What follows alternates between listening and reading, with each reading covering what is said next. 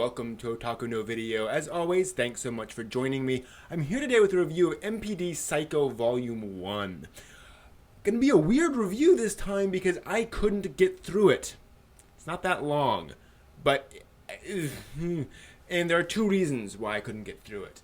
One is the content. Now, the author stated that one of his goals, in fact, his primary goal, was to disturb people. He said he was tired of, especially war manga and war anime, portraying death as a sort of abstract thing. Oh my gosh, millions of people died. But you never actually see that happening. You never actually see the dead bodies, and dead bodies become very sort of abstract. And seeing a dead body in a lot of these things just isn't really disturbing.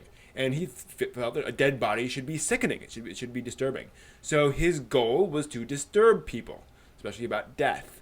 And he does that by having very inventive, sick deaths.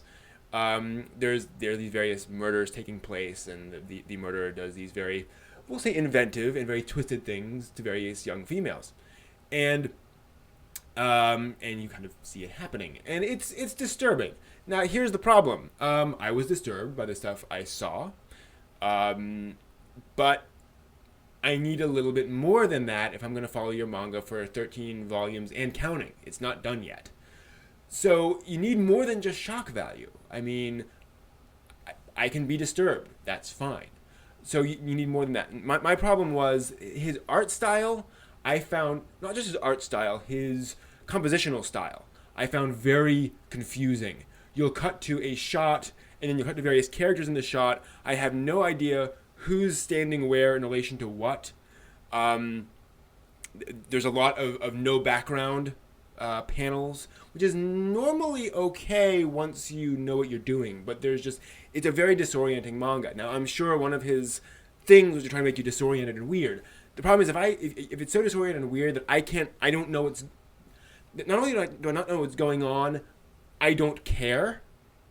I.e., this is just stuff happening, and it's so mysterious, and we have no idea what's going on, that it's just, I'm going to throw what seems like random stuff at you for a while, along with disturbing imagery. I'm sorry, at some point, I'm just going to say, okay, I'm done. You know, I don't find that enjoyable. I don't find that beneficial, you know. I don't mind being disturbed if there's a point to it. But when it's just kind of a confused mess for the first volume, I'm not going to stick around. I'm sorry. And so I tried going through it, but just the compositional style is so jagged, and there are so many characters sort of floating around in space, basically, that I couldn't follow things. And his style is kind of, and I'll put some images up here so you can see. But his style is, I find, hard to follow. Hard to make distinctions between characters. You can, but they're close enough that you have to make an effort. And when there's so much other stuff going on, that's a serious problem. So I couldn't get through MPD Psycho. There is a very, very important parental advisory on here. Kids, do not get into this. If your parents catch you reading something like this, I mean, it looks like, you know, deviant porn, basically, in pieces. So just be aware of that. I just couldn't get into it. And it's really not that deep is the problem with it. I mean, MPD means multiple personality disorder, so like the main character apparently has multiple personalities. I don't know.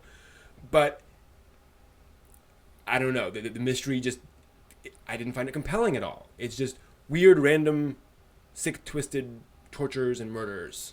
And I guess the detective is going to eventually find out about it somewhere. And there's a mystery about these tattoos on people's eyes and such. And it's just, you need to do something to pull me in instead of just being in your face, you know, disturbing. Sorry.